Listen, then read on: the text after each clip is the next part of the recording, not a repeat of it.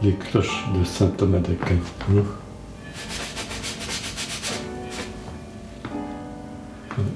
Là, c'est calme, mais parfois il y a du bruit. Parfois on entend le voisin qui fait marcher sa radio. Enfin, c'est un atelier qui est vivant.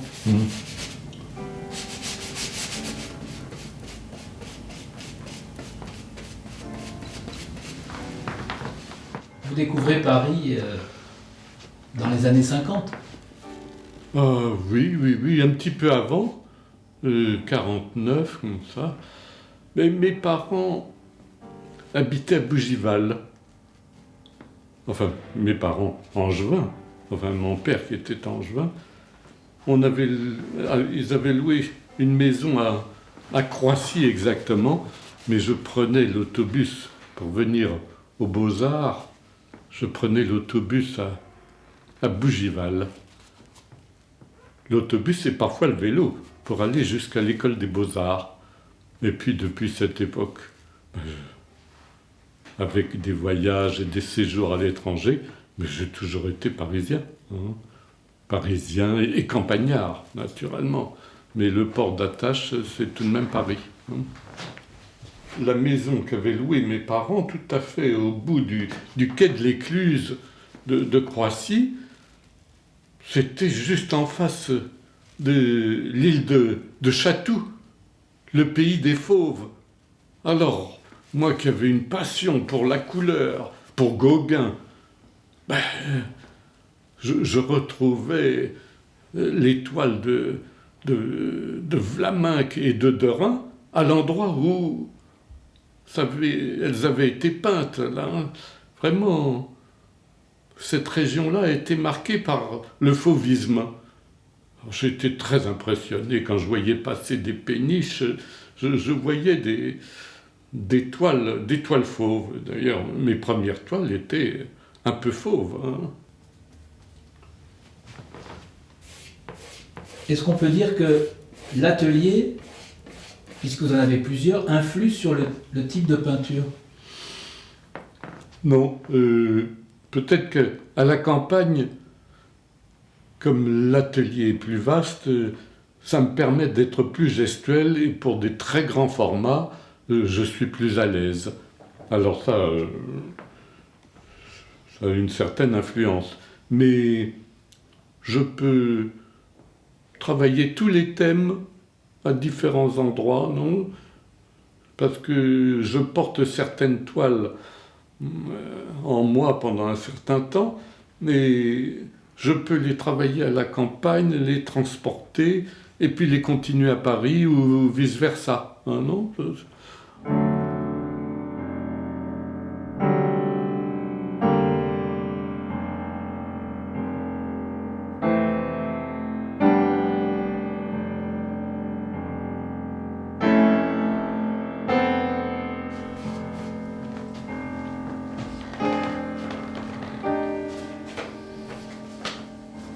La figure, c'est essentiel.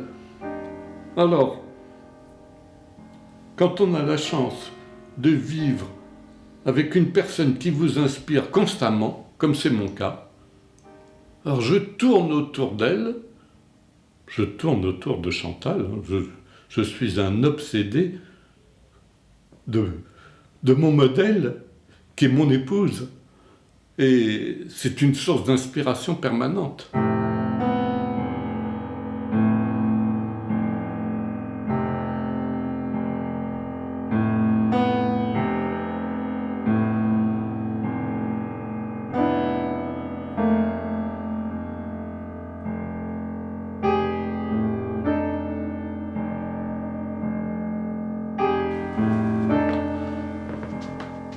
ça, c'est une impression dans le Midi,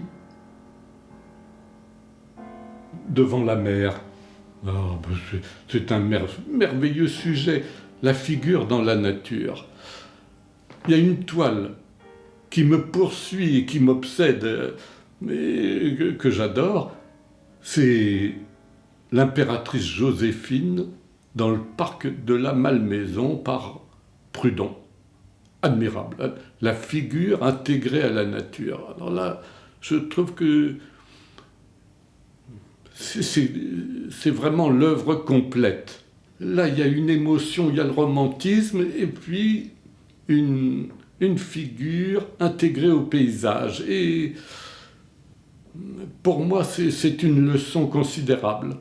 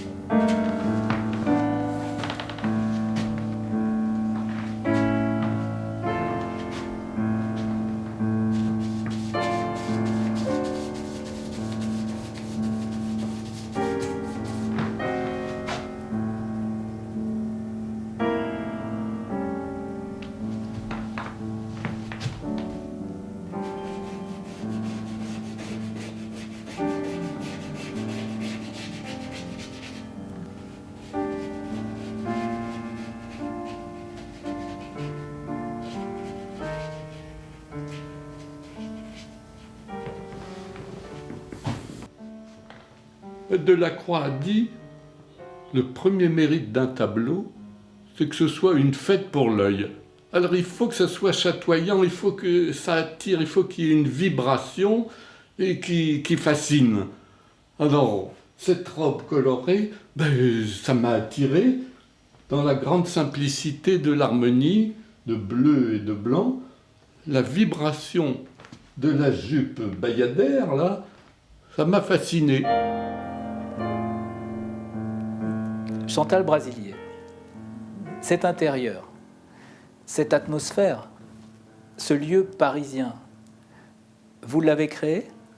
Mais oui, en quelque sorte, nous avons trouvé cet appartement, nous avons eu la chance de le trouver, pas dans cet état naturellement, mais nous avons accumulé beaucoup de choses, des objets, des coups de cœur.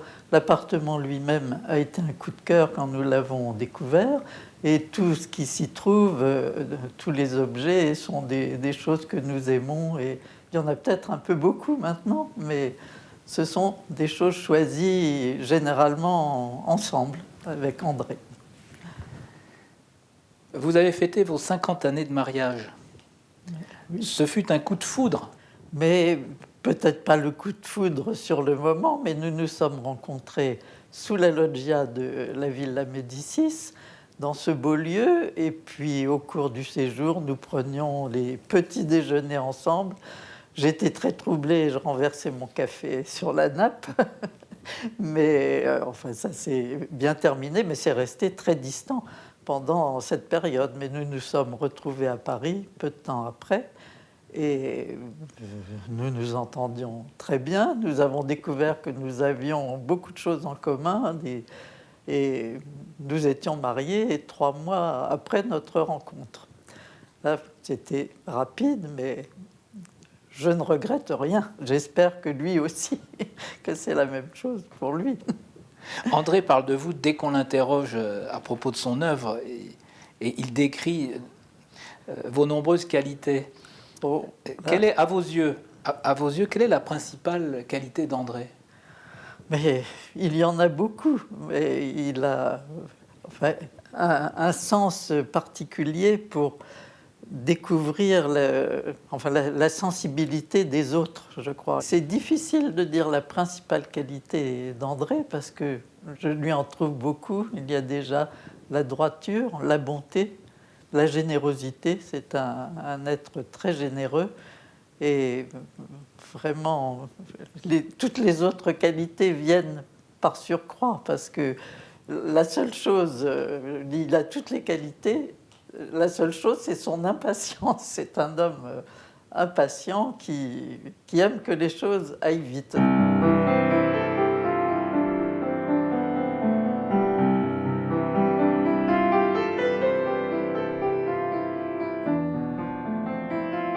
Comment vivez-vous cette présence permanente de votre figure dans l'œuvre d'André? Mais moi, je vois avec recul, je ne me vois pas dans l'œuvre d'André. Je vois une femme qui certes me ressemble, mais je ne me vois pas comme telle. C'est particulier, je le vois comme une peinture. Alors naturellement, je suis consciente que ça part de moi, mais c'est une vision distanciée.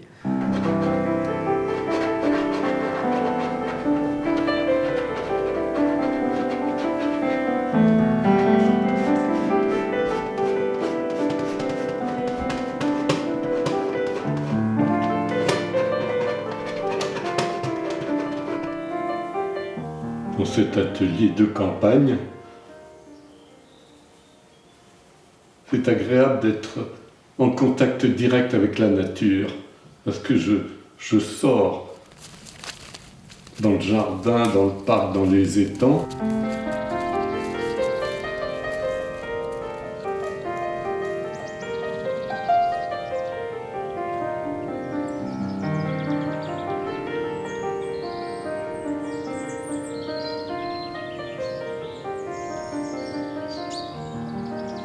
Je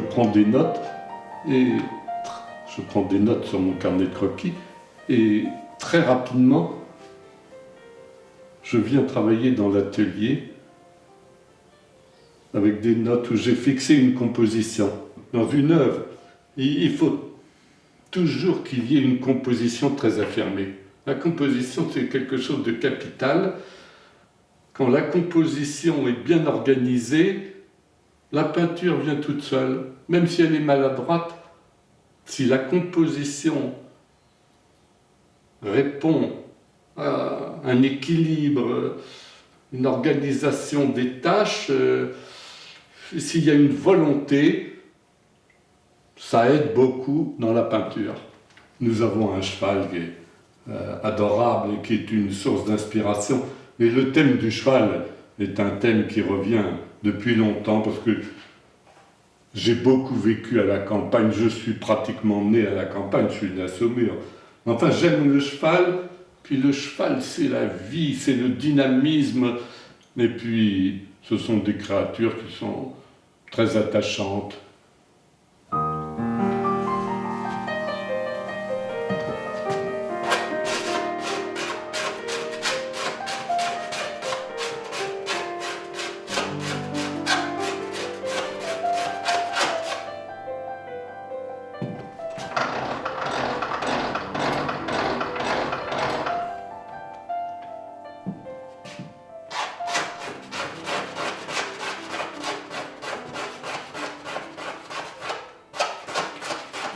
Vous utilisez des outils variés, pas seulement le pinceau. Ah oui, tous les moyens sont bons, vous avez. La nature est très variée, alors il faut une variété dans l'expression, si on veut s'approcher de la nature. Alors, le couteau, la brosse, la lame de rasoir, enfin tout est bon. Hein. Ce qui compte, c'est le résultat. Il faut que la peinture vive. C'est ça là. Il faut surtout que ça ne soit pas mort, il faut que ça soit vivant. Tous les chefs-d'œuvre qui émeuvent l'humanité à travers les âges, ce sont des témoignages de vie. Alors, il faut qu'une peinture soit vivante.